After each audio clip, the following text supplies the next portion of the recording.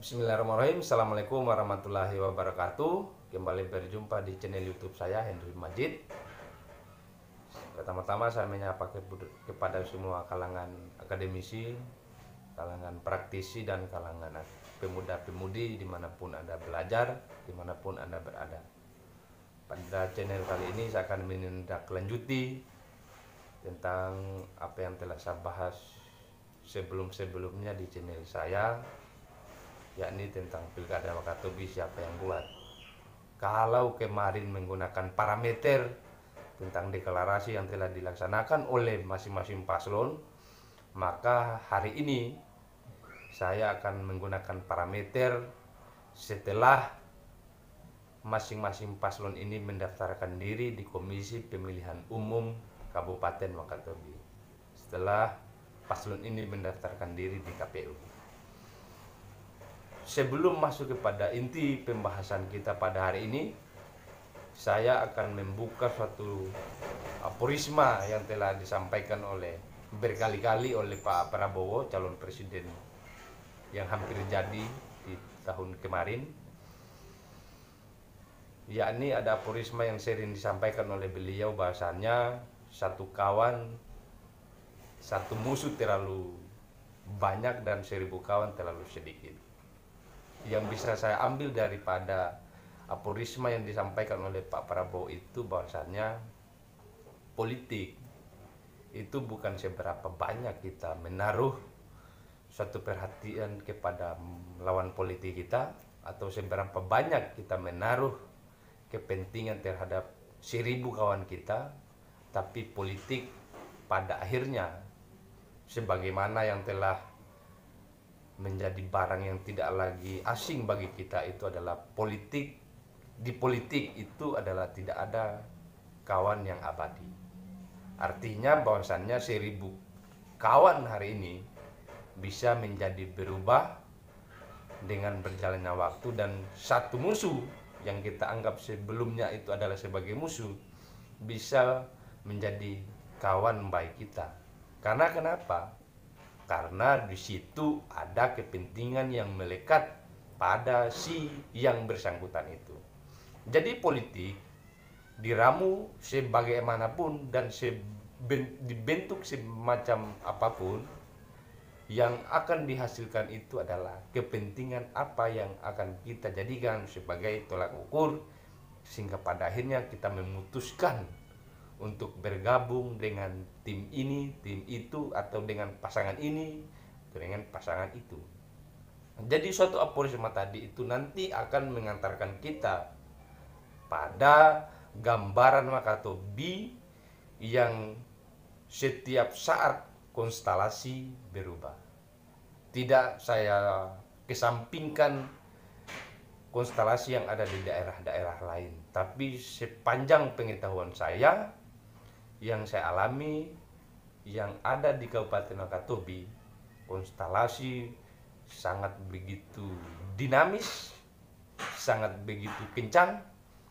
Bahkan yang paling serius di tataran keluarga itu ada yang berbeda kepentingan, ada yang berbeda pilihan, tapi itu wajar-wajar saja, sebab ini masuk pada tahun-tahun politik. Jadi terkait dengan judul yang telah saya kemukakan tadi, Pilkada Wakatobi siapa yang kuat, dengan parameter setelah masing-masing paslon ini mendaftarkan diri di KPU. Kemarin dan hari ini adalah telah selesai pendaftaran yang telah dilakukan oleh masing-masing paslon itu, dengan beberapa dialektika yang telah terjadi di pendaftaran itu.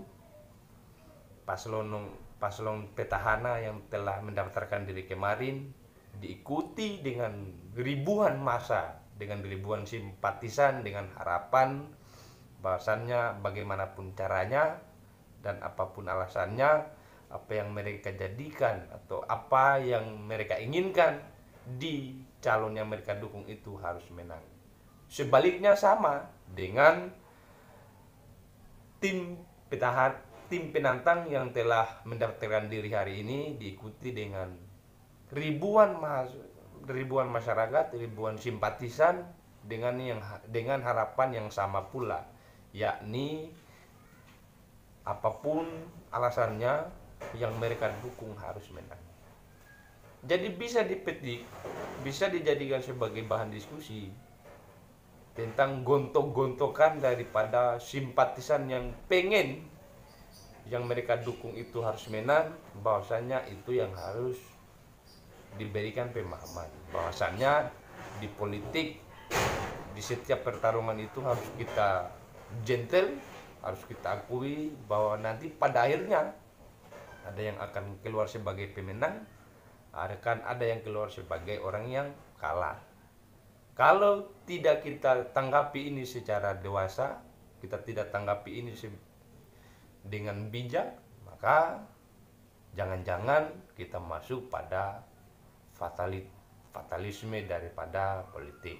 Itu yang kita tidak akan inginkan bersama, sebab di Wakatobi itu paling jauh ikatan keluarga kita itu hanya pada seputaran 3 tingkat saja.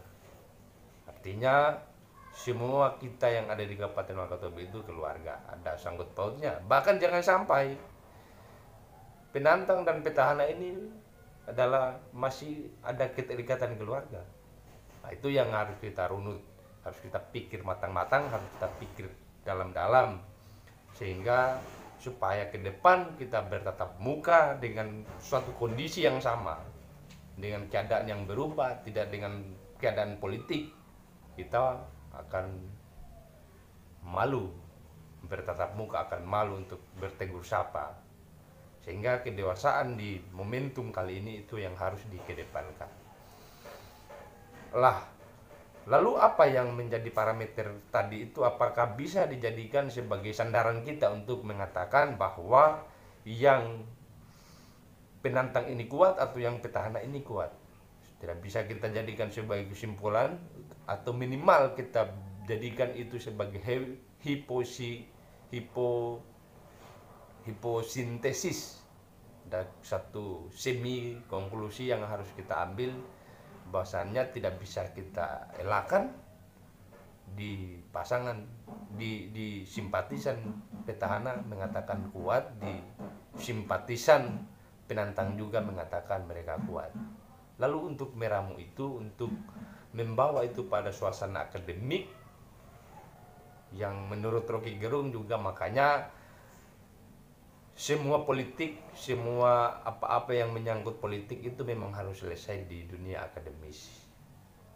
Ini yang coba saya ramu dengan beberapa metodologi yang telah saya akan utarakan nanti ini, dan beberapa pendekatan nanti yang akan kita jadikan sebagai sandaran, sehingga apa yang kita jadikan sebagai sumber rujukan bahwa kita mengatakan ini kuat itu cukup berdasar.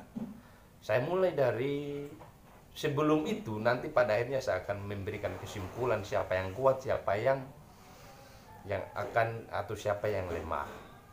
Di channel sebelumnya, di part 1 kemarin itu sudah saya utarakan tentang kekuatan petahana itu adalah birokrasi, instrumen birokrasi, dan semua aparatur sipil negara yang kerja untuk daerah itu paling memungkinkan untuk dijadikan sebagai kekuatan daripada tim petahana. Sebaliknya, yang dijadikan sebagai kekuatan, sebagai basis massa daripada penantang ini adalah manfaatkan satu masa yang terideologisasi dengan baik, di mana tidak menggunakan sepeser pun duit. Mereka tetap menghadiri deklarasi, menghadiri setiap datang tim penantang ini untuk hadir di Kabupaten Wakatobi. Mereka jamu dengan baik-baik, mereka hadirkan mereka dengan sesederhana mungkin, dengan konsep yang matang dan ala kadarnya. Pada akhirnya juga mereka, si penantang ini, bisa hadir dan berdiskusi bersama masyarakat dimanapun. Artinya bahwa di momentum kali ini itu tidak kita mau tonjolkan bahwa siapa yang punya duit atau siapa yang punya basis massa yang sudah terideologisasi, tetapi yang telah terjadi, yang kita lalui beberapa hari yang lalu atau beberapa bulan yang lalu setelah dibuka satu prosesi perhelatan pilkada ini, memang di kondisi di Kabupaten Wakatobi itu sudah ada gesekan demi gesekan, sudah ada cibiran demi cibiran, sudah ada tingkah laku yang berubah. Itu disebabkan karena masing-masing berbeda pandangan, masing-masing berbeda pilihan. Tapi kalau bisa saya berpesan kepada kita semuanya, kepada kita yang ada di Kabupaten Wakatobi itu, bahasanya kita tidak mesti untuk tergiring suatu opini apapun, supaya kita bisa dewasa, supaya kita bisa santun, supaya kita enak bertegur sapa dimanapun kita berada. Jangan malah kita bertegur sapa itu sudah ada clash, sudah ada yang membedakan kita. Kamu karena kamu pilih ini, kamu tidak bisa lagi berbagus sapa dengan saya, atau kamu karena pilihan ini kamu tidak lagi makan bersama saya. Nah, itu yang tidak kita inginkan bersama. Sehingga di momentum ini sekali lagi saya mau sampaikan kedewasaan politik kita itu yang harus dijaga. Lah, apa yang harus disiapkan oleh masing-masing paslon ini? Saya tidak kemudian mau menyampaikan secara sepihak bahwa yang harus dilakukan petahana itu ini, bahwa yang harus dilakukan oleh penantang itu ini. Tapi saya mau meramu keduanya itu supaya mereka sama-sama untuk kalau mereka mau mengambil masukan dari saya yang masyarakat biasa ini, ya tidak ada masalah. Hanya kita pengen supaya politik kita itu berjalan dengan baik tanpa meninggalkan bekas pertumpahan darah. Ini yang harus dijaga oleh masing-masing petahana maupun penantang itu. Jadi desain tim yang telah rapi, desain tim yang telah berjalan di setiap kabupaten, di setiap kecamatan, di setiap desa-desa, di setiap kelurahan itu harus memang diisi dengan penuh gentleman. Bahwasanya kita berpolitik bukan untuk berperang, bukan untuk menumpahkan darah, tapi untuk menemukan siapa yang paling terbaik dari dua paslon ini, Haliana dan Arhawi Ruda. Jadi mereka kader terbaik Wakatobi ini harus didukung dengan satu parameter, bahwasannya siapa yang keluar, siapa yang akan menjadi pemenang ke depan, itulah yang akan diakui sebagai orang terbaik, tanpa kita menjustifikasi bahwa ada permainan curang, ada permainan apa dan lain sebagainya. Maka tinggal yang harus dilaksanakan oleh kedua pemimpin ini adalah tentang komitmen terhadap janji-janji itu.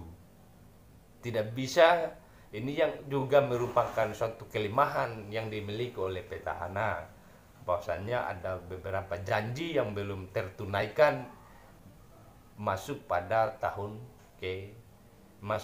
tahun terakhir ini.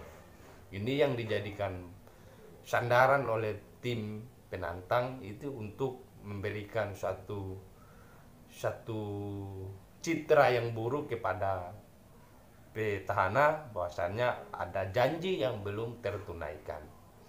Nah, salahnya Pak Petahana, salahnya Pak Bupati sekarang ini tidak juga kunjung memberikan penjelasan kepada masyarakat Wakatobi bahwa ini loh kendalanya kenapa belum terjadi, ini loh kendalanya kenapa sampai janji-janji itu tidak kunjung terlaksana. Hemat saya, memang ada satu masalah teknis yang menimpa seorang bupati sehingga tidak bisa melaksanakan program yang telah dijanjikan dahulu kala itu, sehingga kita masyarakat yang mau menuntut itu terlalu jauh. Mari sebetulnya kita harus sadar diri, kita lakukan jalur-jalur yang diakui, yang diinginkan oleh demokrasi, yang diinginkan oleh undang-undang kita. Tidak bisa selesai persoalan kalau yang kita jadikan itu hanya untuk bersandar pada janji-janji, sementara kita tidak memberikan, kita tidak menanyakan itu, kita tidak minta penjelasan lebih pasti, lebih real kepada orang yang bersangkutan ini.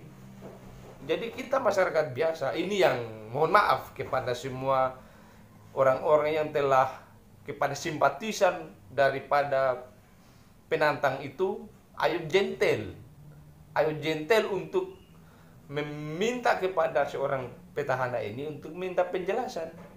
Pak, kami mau meminta penjelasan terkait dengan apa program yang telah sebelumnya dijadikan sebagai janji, sebagai visi misi, kenapa tidak kunjung terlaksana hari ini. Kita juga harus ada cara-cara yang elegan untuk memperlihatkan bahwa kita itu dewasa, cukup dewasa. Jangan kita jadikan itu sebagai bumbu-bumbu untuk memberikan cerita yang buruk kepada si petahana ini. Lalu yang kedua, tadi sudah ada komitmen terhadap janji-janji, jangan sampai terjadi kedua kalinya, baik nanti yang akan menang itu adalah Pahaliana dan di periode selanjutnya kita akan memasuki momentum pilkada yang selanjutnya, kita akan memberi citra buruk lagi kepada yang Pahaliana nanti ini insya Allah kalau menang. Tapi kemudian sebaliknya, kalau nanti Pak Bupati ini yang menang, Pak Arhawiruda yang menang, lalu kita janji, lalu kita memberikan di periode selanjutnya kita berikan citra buruk lagi dengan janji-janjinya itu tidak fair. Jadi ada masanya, selama menjabat nanti itu adalah tugas kita sebagai ada yang aktivis, ada yang akademisi, ada yang punya perhatian besar terhadap Wakatobi, terhadap kemajuan daerah kita, maka kita ambil jalur yang diinginkan oleh undang-undang sehingga apa yang kita inginkan itu terlaksana. Jangan salah mengambil satu instrumen sehingga pada akhirnya janji-janji yang disampaikan oleh Pak Bupati sebelumnya itu kita tidak dapat bersama. Siapa yang salah kalau itu? Salah kita karena kita tidak perhatikan mekanisme bahwa bernegara menjalankan suatu roda kepemimpinan itu ada mekanisme mengatur kita. Jadi ayo kita selesaikan itu secara baik-baik, secara damai, secara kekeluargaan. Sebab kalau dengan cara yang tidak wajar, kalau dengan cara mengguntuk-guntukan bahwa nanti ke depan ini yang harus kalah, itu tidak bisa. Yang kedua, ini yang harus dilakukan oleh si penantang maupun petahana itu adalah tentang deal-deal apa yang harus dijalani. Tidak bisa kita nafikan, ini memang kekuatan yang paling besar dalam politik. Ada komitmen by komitmen yang harus dijadikan sebagai sandaran oleh orang yang punya kepentingan. Karena tidak bisa dijadikan sebagai kekuatan yang atau sebagai citra buruk juga untuk masing-masing tim ini, masing-masing penantang ini, masing-masing paslon ini, bahwasannya ada tidak bisa mau alasan apapun, mau sebersih apapun kita, pasti ada deal, pasti ada komitmen politik kita kepada masa-masa kita. Mau itu kepentingan pribadi maupun kepentingan masyarakat umum, itu munafik kalau kita tidak ada komitmen dengan masyarakat atau yang memangku kepentingan ini. Dengan kontraktor dengan pengusaha pasti ada deal yang telah disepakati. Makanya di momentum ini saya lihat kenapa makin banyak orang munafik, makin banyak orang yang menaruh citra baiknya di hadapan umum dan terakhir di belakang layar mereka mengambil satu permainan yang agak jorok menurut saya. Sebab di kampanye-kampanye, di deklarasi-deklarasi banyak janji-janji, banyak orang yang tidak ada kepentingan yang memaksa saya untuk masuk pada akhirnya pada mau petahana ataupun penantang ini. Itu bullshit semua. Kita tahu bersama bahwasannya tidak ada satupun sesuatu yang lebih penting di momentum politik ini kecuali kepentingan yang diselubung yang oleh para kontraktor oleh orang yang sudah mapan secara finansial. Itu mereka secara politik mereka punya bargaining. Di sisi lain mereka punya keluarga yang besar. Mereka didengar, mereka dijadikan sebagai garda terdepan di lapisan keluarga. Hanya saja kalau kepentingan itu kemudian sudah menjadi momok yang sudah dicari, maka rasa-rasanya politik kita akan menjadi hancur lebur. Jadi pada akhirnya memang suatu pengantar ini bisa mengantarkan kita pada pemahaman yang kafah, pada suatu bentuk kesadaran yang tinggi bahwasannya politik yang bersendi kekeluargaan, bagaimanapun caranya kita tidak bisa untuk saling tercerai-berai. Karena hadiah dari dalam politik itu adalah suatu kepentingan besar, suatu kepentingan yang harus didapatkan oleh masyarakat secara umum. Kesejahteraan, kemakmuran, kedamaian, semua itu harus melekat pada diri setiap masing-masing kandidat ini. Tidak kemudian harus nanti orangnya baru dijadikan sebagai sesuatu, atau nanti kepada timnya baru diberikan satu suguhan. Mari kita berpikir secara baik-baik, secara dewasa, karena kita masih sebatas itu tadi, kita tidak kemudian jauh pada runutan keluarga yang jauh. Lalu kita masuk kepada intisari daripada pembahasan kita, siapa yang kuat. Maka untuk menentukan siapa yang kuat di periode kita, di pembahasan kita pada channel ini, yaitu pertama, siapa yang punya kekuatan uang yang memadai, siapa yang punya kekuatan yang lebih besar, dan didukung nanti disusul dengan datangnya pelaksana atau keberpihakan pelaksana itu gimana. Itu 3 poin itu adalah satu kekuatan yang amat besar. Kekuatan uang, kekuatan partai, dan keberpihakan daripada pelaksana nanti ini yang akan menggantikan posisi Pak Bupati. Apakah nanti di saat pelaksana ini hadir dan tiba-tiba berubah konstelasi ke depan, atau seperti apa nanti diramu setiap aparatur sipil negara yang ada di Kabupaten Wakatobi, itu yang akan menjadi poin ke depan. Tapi untuk parameter deklarasi, untuk parameter bahwa siapa yang kuat di saat pendaftaran di KPU itu, masing-masing orang masih saling menganggap bahwasannya mereka kuat, karena masing-masing diikuti dengan ribuan simpatisan yang luar biasa, sehingga kita belum secara pasti untuk mengatakan bahwa Pak Arhawi kuat, Pak Halyana lemah, atau sebaliknya Pak Halyana kuat, Pak Arhawi lemah. Belum bisa kita ambil satu konklusi. Hanya saja ke depan akan ada 3 kekuatan besar yang akan hadir di Kabupaten Wakatobi, yaitu kekuatan uang. Siapa yang paling kuat? Saya yakin di setiap calon ini, baik penantang maupun petahana, masing-masing mempunyai kesiapan kos politik yang amat besar. Dibuktikan itu dengan beberapa konsolidasi yang sangat masif. Itu paling sedikit akan menghabiskan 500 juta. Itu mungkin bisa disediakan oleh masing-masing calon ini. Hanya ke depan belum kita mau berbicara pada ranah politik praktis di serangan fajar dan sebagainya. Itu harus disediakan oleh masing-masing paslon ini. Lalu yang kedua, kekuatan partai.